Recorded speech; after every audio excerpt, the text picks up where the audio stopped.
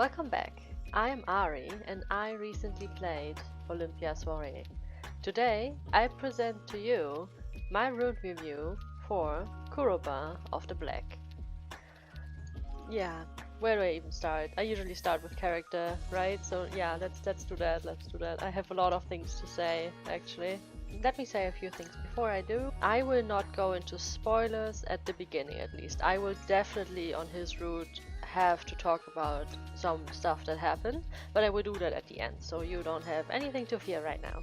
I will just first talk about my feelings about him in the common route, like what expectations I had, what his character kind of looked to me, what I observed, etc. Then I will go into what I observed in his route without spoilers or details. I will not go into any details on what happened in his route, and then I guess I will probably drift off into a rant. As you can already probably hear in my voice, I was not that happy.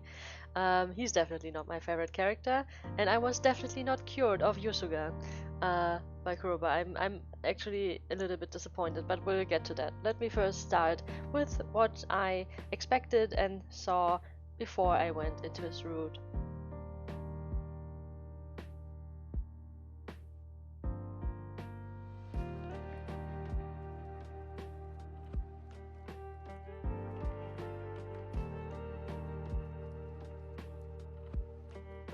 So, Kuroba is an energetic, joyful person, but he's pretty down to earth, which I really appreciated. In the common route, he's flirty and golden tongued, really smart, and I really liked that he was insightful and also laid back. Like, he has a great combination of traits.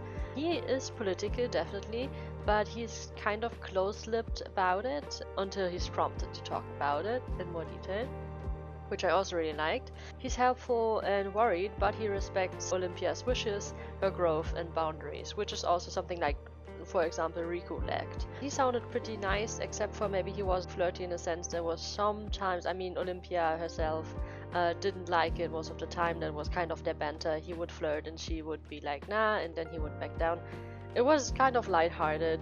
It was kind of funny to see Olympia getting upset every time. Yeah, that's already dynamic, so let me just rephrase that a bit. It's kind of like a like-dislike situation, but they respect each other, basically. So she dislikes his flirting, but likes the rest. With her, I mean Olympia. They have good banter, definitely, and I really like that Olympia admires his rare color, like the black glass, and felt close to him because they both are really rare. I really liked all of that, so basically I really liked him in the common route and I was really hyped to go into his route. Yeah, I think that's all for the common route. Let me now go into the non-spoilery section of his personal romance route.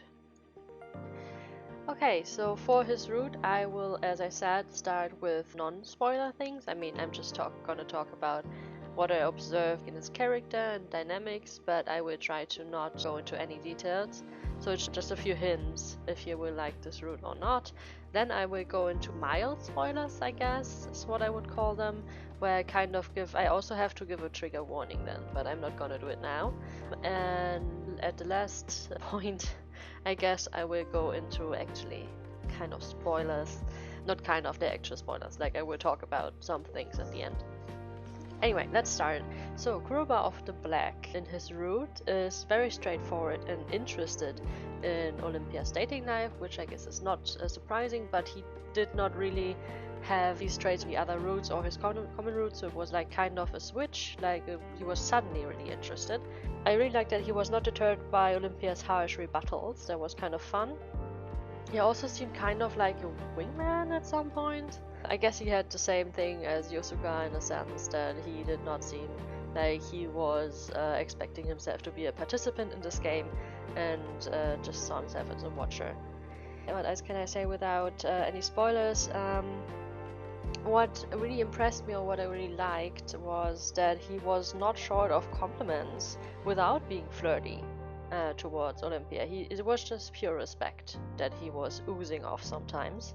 I guess if it's like a pet peeve of yours that people apologize a lot then you will not have fun with this because there's a lot of apologies. Yeah, I thought it was a bit excessive at some point. Also, there's a long time that you will not get any romantic CGs, which I found a bit weird. Like, I was going through Route and I was like, still no CG, or at least no romantic one. Like, that's really weird. And honestly, like, even when we get CGs, like the first one and the first romantic one, like, they were honestly weak sauce. So yeah, I was a bit disappointed about that. Anyway, let's go back to something positive that I can say. I really liked how Kuroba pushes Olympia out of her comfort zone, and he does it in a good way. Like, it's not just a pushy way. He played it really safe before, but like when it needs to be done, then it needs to be done, and he did it. And at that time in the story, I also felt like he had a surprisingly normal character, if that makes sense. I mean, yes, the others are also like really organically written and also really realistic, but he just seemed like a normal guy with normal flaws and normal thoughts and normal problems. Not normal problems, but if you put just like a normal guy, you just take somebody off the street and put him in the story and let him live through it. That's kind of how I would imagine it. I don't know. I don't really know how to explain it. The others are written more, I don't want to say polished. I can't really put it into words, but maybe you know what I mean. Yeah, so maybe if I can go into a little bit of spoiler here, like it's like he has these normal feelings of like being jealous for, I don't know if it's a good reason, and being standoffish because he's careful. And he doesn't want to hope much, but jokes are safe and stuff, you know what I mean? Like just tiptoeing around in a way that was really, I could have seen that on like a friend of mine or something, I don't know. Anyway, let's go through the last few things. Kuroba definitely knows what he's doing, and he has fun doing it, that's all I'm gonna say, for his behavior. And if, like, we're nearing spoiler territory, or like mild spoiler territory, so, I honestly think, this is my opinion, I'm sorry if you disagree, but it's okay. I honestly think the drama in this route was mostly unwarranted and overplayed. This is like kind of mid-route right now, what I'm talking about. I don't know. At this point, when we go into my spoilers, I'm also going to talk about the trigger warning I mentioned.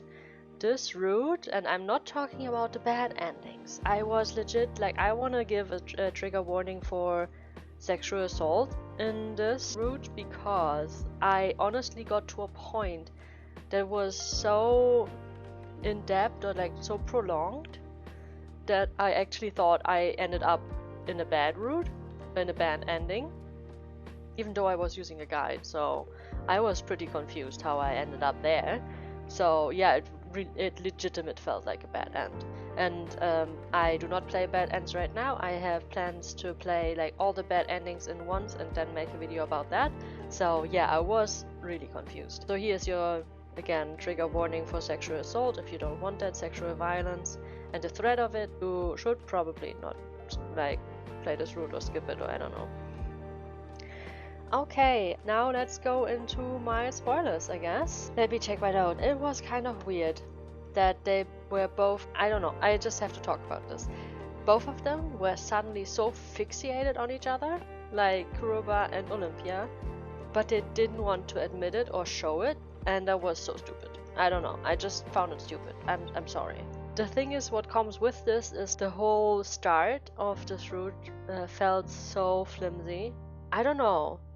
It was really decent in other routes so far, but it was bad here, and I don't understand. My own theory is that this route was the first one that was written, so they didn't have all the things figured out. There were some pictures that were in there, I'm talking about the hair, if you already played it, where we're shown something that could have also been shown in other routes, but they didn't, so I feel like they cut that. Yeah, I don't know, they just summed up some stuff. It was weird. The start of this route felt flimsy. There was actually like no reason. Like, even though I was open to thinking about Kuroba a lot, there was literally no reason why Olympia started suddenly thinking about Kuroba so constantly, every time, no matter what he did. He was constantly on her mind from 0 to 100, and it was so weird. Like, there was literally no reason for it. I don't know. Anyway, let's continue. Another pet peeve of mine, or maybe also of yours, is I think that in this route there's something worse than friend zone. I really dislike the friend zone time in Riku's route, but it was kind of worse not being noticed at all, not even being considered, you know? Like, that was oof. Yeah, as I already said, the feelings on Olympia's side are rushed and unreasonable compared to the other routes. Despite this, the romance develops really slowly, which is really weird, you know what I mean? Like, she's suddenly really in love with him, or like, I don't know, she's kind of aware of it, but she's kind of in denial, and like, I don't know, and still nothing happens for the longest time. Yeah, I don't know, man. Also, like, there were some weird mood swings, not in the characters themselves, I guess a little bit, but what I mean is more like in the scene. So like, we could go from discussing something really, really bad, even multiple things that were bad, and then suddenly go to thinking how cool Kuroba is. And I was like, wow, that's such a weird date, man, that's such a weird date. And then right after, we would get this, what I call, like, date dump. I don't know. That's how I called it in my notes. It was so weird. After all this before, like, I was like, okay, so okay. Like, actually at this point I was still willing to let it go and be like, okay, so whatever. Restart from here, right? We just forget about the weird setup. All that matters is where we ended up, and this where we ended up right here in this moment where you're telling me all of this, where all of this is happening. And it just got worse from here. Yeah. What made matters worse was, despite all the sudden drop of, let's say, Kuroba's motives or what he thought, we get some insight into what he thought at the beginning. Despite this, like, I don't know, I was really trying to feel it, but it was hard, especially when Olympia then didn't talk to him about stuff. I'm not gonna say what, but yeah. It would have resolved like pretty much everything. This is, I guess, one of the biggest pet peeve for most people. If characters don't talk about stuff that could have resolved the problem instantly. That definitely happened here. And the weird thing is, like, she doesn't figure out what is happening, or like maybe she doesn't want to, I don't know. Because the weird thing is, this is also like a point for my theory of this was the first route they wrote, because in the other route she figures this out immediately, basically, and here she doesn't. So it actually makes her look really stupid. I'm not gonna sugarcoat this. Yeah, she just looks weird because of it. It's just needless angst, basically, what they're producing by not making her realize this and not making her talk about it. Also, I think afterwards, they're like kind of in the last third of the route now. It was kind of weird. Like, I think it's actually a missed opportunity because they seem to have thought of a certain progression of the route which did not happen. But then they still kept this payoff, conclusion, whatever you want to call it. I'm gonna go on full on spoiler now, I think. The story makes it out that Kuroba was trying to befriend Olympia for his research. But in the actual story, it didn't look like it. Yes, he was talking to her, but then he was saying, oh, I'm going on a date, I'm gonna go away, and stuff like this. I'm not gonna go into too much detail, but he didn't really try to befriend her that much. If this was what they were going for, I would have expected him to be way more aggressive about it and ask her for stuff for his research, right? But he didn't. He did nothing of that. I mean, yes, he tried to ask her for, like, I guess, a few meetings or something, but she declined and she just didn't know what he meant, and he didn't even try to make her notice it, or like, I don't know, it was just really weird. So I felt like that was all really unwarranted. Also, it's really funny that I have in my notes, he never asked for something, and even if he would have, that would have been fine, honestly. And it's still made into such a big deal, even though Olympia herself later states that he could have just asked and it would have been fine. So she even agrees with me. But in the moment, when it happens, she's still so upset about it.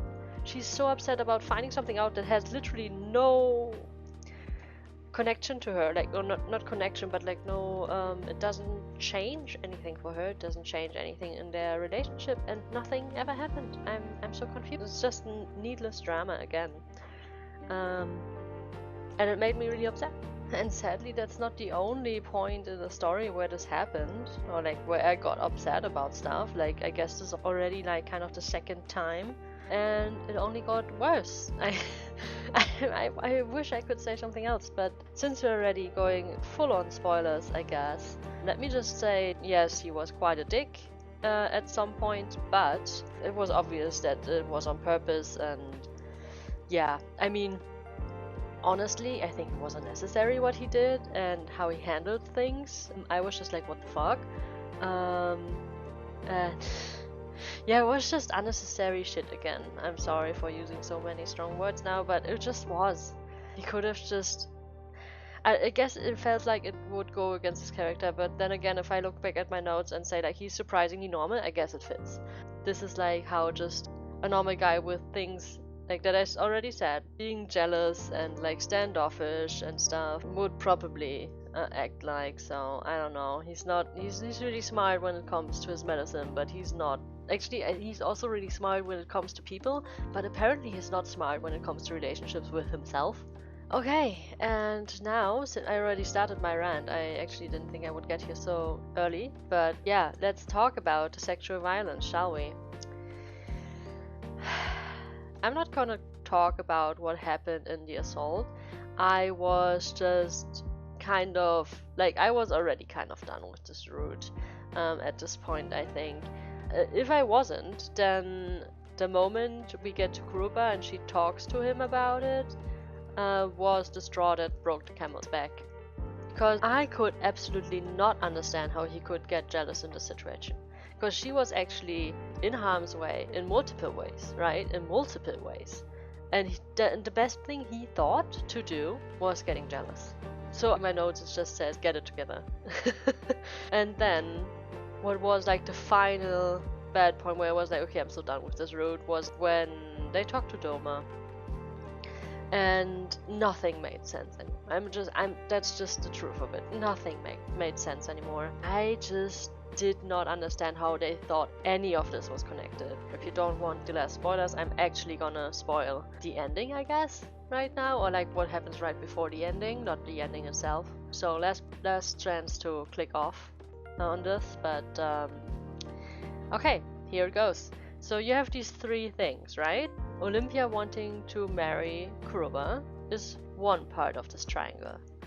Then we have Kuroba becoming maybe yellow. He's propositioned. That's the second thing. And then we have the attempted rape of Nagusa. And somehow these characters think all of this is connected. And I have no idea why. So, because Olympia said during the assault that as soon as Nagusa is done with her, she will accuse him of the assault and go to Ishanatan. So I can only assume that he will be exiled or, killed for it. So yeah, that's already the thing. So I mean, yeah, he didn't finish, but like it didn't happen, I guess. But that's already like she said that, and now everyone is turning around, even herself, and saying that, well, if it happened, like basically they're not saying it in words, but they're implying it, that she will have to be his wife. And I don't understand how any of this makes sense. Because she's under the protection of so many people, and she can go to Ishanatan and accuse him, and he will be executed for it potentially. So how is this still a threat? I don't even know how to put this into words. There's so many things. So going to the next point for now. So Nagusa is also against Kuroba, but why does Kuroba need to be yellow now to get that problem out of the way? Because like I thought Olympia can choose anyone. Doesn't matter which class. So how is this a plot point now? Also, even if you say, okay, Kuroba has too many enemies, there will be people against them. First of all, who cares? Second of all, he also has a lot of friends in high places. And if you'd say, okay, so all of this is just preventive measure to make things easier for their marriage and them coming together, the problem is that Nagusa will try to assault Olympia before it happens, and then she will potentially, because I guess they slept together, be married instead, which is really weird politics already, and everybody seems to be against something like this, so it would not make sense that they would be like, yeah, well, I mean, he tainted you, so I guess you have to marry him now. You have to marry your abuser. which seems already so far-fetched. But even if it would happen, wouldn't the easiest thing be to assign Olympia a bodyguard? I don't understand. Like, she's already under protection of the military and the Kotowari and Doma, and I don't know. Like, how did nobody think of that? Anyway, yeah, there's so many points. I still, like, on my notes, like, what do they mean she has to marry Nagusa? Because he her and then she's his? Hello? What the fuck? Nothing made sense. This is so stupid. I'm flabbergasted. Those are my notes. Also, on the point of Kuroba potentially becoming yellow, there's no question if he even wants that. I don't know why this is such a weird triad right now. I have no idea why they were discussing this right now. I have no idea what the plot is doing at this moment. And like, the best thing about it all, like, listen, the best thing about all of this is that one scene later, nothing of this matters anymore. Because, as I said, none of this makes sense.